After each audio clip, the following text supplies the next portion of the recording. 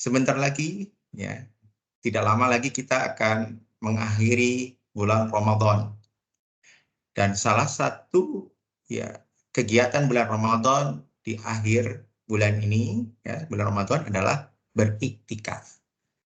Kita disunahkan untuk beriktikaf di masjid-masjid yang kalau bisa di sekitar lingkungan kita. Nah, terkadang kita bingung,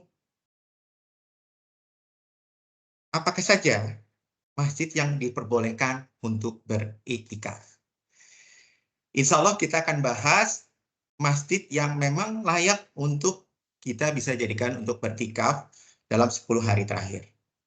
Mari kita lakukan, kita lihat kitabnya, kita berdasarkan kitab Takriratus Sedidah. Nah, di sini dikatakan ada syarat-syarat beriktikaf. Nah, saudaraku, ini ada 6 syarat-syarat beriktikaf. Yang pertama adalah niat. Ya. Sebagaimana sabda Nabi Muhammad SAW, innamal a'malu bin niat. Sungguhnya amal-amal itu ya disertai dengan niatnya. Nah, jadi niat kita untuk beriktikaf, ya, insya Allah kita mulai pada malam ke-21. Ya. Jadi iktikaf bisa dilakukan pada malam ke-21 waktu maghrib kita masuk, ya, kita niat untuk beriktikaf selama 10 hari. Ya. Selama 10 hari sampai sholat id tiba. Nah, setelah sholat id kita bisa keluar dari masjid. Ya, ini syarat pertama yaitu niat. Ya. Niat cukupkan di dalam hati, ya, kita berniat untuk beriktikaf. Kemudian yang kedua, ini yang paling penting, penentuan tempatnya. Di mana di sini katakan bahwa tempat yang dipergunakan adalah masjid. Ya. Jadi ayakuna fil masjidin olisin al masjidiyah. Nah ini. Jadi masjid yang benar-benar murni masjid. Masjid yang murni. Nah, dikatakan sini footnote-nya, ya ini footnote. Jadi masjid ini sudah diwakafkan. Jadi masjid yang memang wakaf.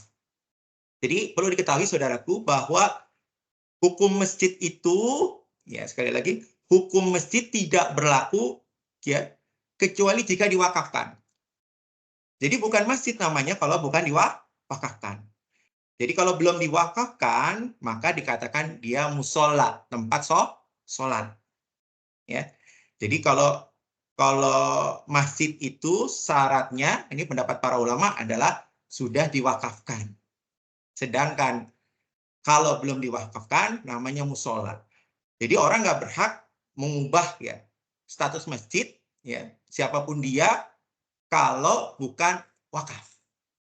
Jadi tetap namanya musola, musola tetap tempat sholat, tapi bukan masjid. Karena masalah masjid, ya menurut para ulama adalah sudah diwakafkan.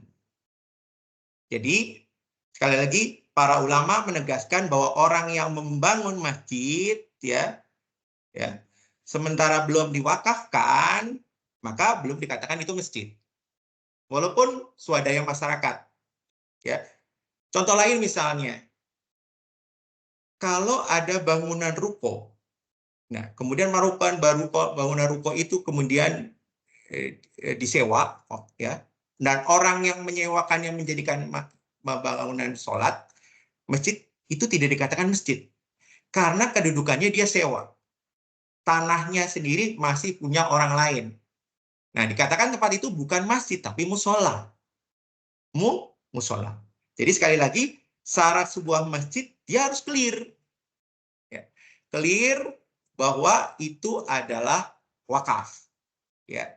Dan bangunan itu juga diperuntukkan untuk sholat ibadah-ibadah yang berkaitan dengan ibadah mahdoh, ya, sholat, zikir, kemudian baca Quran, ya, kajian, dan tidak bisa dipergunakan untuk kegiatan lain, ya, seperti lomba-lomba seperti catur, itu itu sangat merugikan kita, karena biar bagaimanapun namanya musola adalah tempat suci untuk kita beribadah. Jangan dikotori hal-hal yang makruh bahkan haram. Bahkan diiktilafi oleh para ulama. Ya. Jadi di sini katakan bahwa wa amma, ya, adapun ini adalah bentuknya wakaf. Kalau sebagian saja maka tidak sah iktikafnya. Ini teman-teman harus ketahui ya. Kalau wakafnya juga hanya sebagian, maka tidak sah iktikafnya. Jadi masjid itu harus wakaf secara penuh, maka tidak sah beriktikaf dikatakan di sini ya. Ya, seperti musola, tempat sholat. Jadi sekali lagi, musola adalah bangunan yang siapapun boleh dilakukan ya, tapi dia bukan masjid karena tidak diwakafkan. Jadi musola bisa dilakukan di mana aja, kita bentuk musola ya. Disewa juga boleh, nggak ada masalah, tapi dia bukan masjid. Itu namanya musola. Selama belum diwakafkan namanya musola. Dan musola tidak bisa dijadikan tempat untuk beriktikaf. Ya. Kemudian dia ada ribat. Ribat itu rumah ya bagi para kaum sufi. Jadi mereka torekot itu belajar, itu namanya ribat. Ya. Atau di sini dikatakan itikafnya bagi mar'ah itu ribat. Jadi di dalam rumah ya, di dalam rumah bagi itikafnya perempuan ini dibolehkan ya di dalam di rumahnya untuk sholat. Nah, bagi perempuan dalam mazhab Imam Abu Hanifah diperbolehkan. Ini pendapat utama dari mazhab Imam Abu Hanifah. Ini terkhusus bagi perempuan. Jadi memang perempuan itu masjidnya di mana? Di dalam rumah. Ya. Jadi dalam mazhab Imam Abu Hanifah dibolehkan untuk beriktikaf ya bagi perempuan, karena perempuan itu masjidnya dia adalah di rumahnya sendiri. Ya, tetapi bagi laki-laki tidak bisa. Laki-laki harus masjid yang murni, memang itu masjid, bukan bangunan-bangunan lainnya. Ya. Nah seperti ini kita salah satu bahwa syarat iktikaf yang kita pahami ada 6. Yang pertama tadi adalah niat. Kedua harus masjid yang murni masjid, ya, dan masjid itu sudah diwakafkan dan tidak boleh dalam keadaan perselisihan, ya, itu tidak boleh, ya.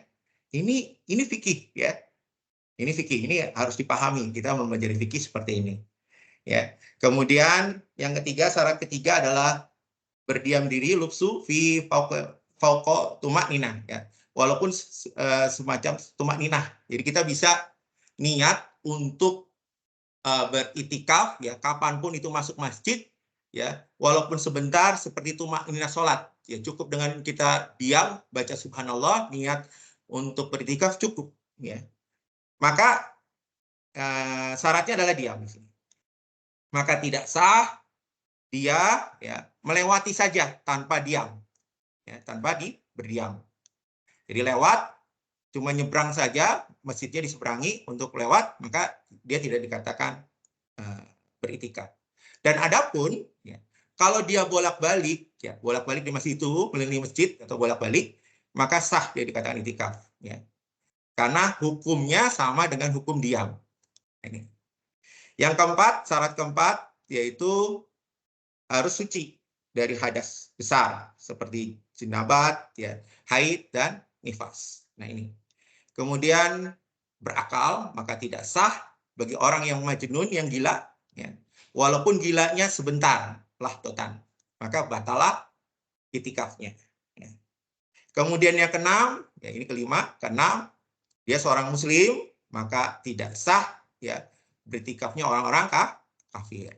Nah, seperti itu saudaraku yang insya Allah dimuliakan oleh Allah tentang syarat iktikaf, ya. Tentang syarat iktikaf. Semoga bermanfaat. Kita tutup sama-sama dengan bacaan hamdalah. Alhamdulillahirabbil alamin dan doa kafaratul majelis. Subhanakallahumma wa bihamdika asyhadu an la ilaha illa anta astaghfiruka wa atubu ilaik. Assalamualaikum warahmatullahi wabarakatuh.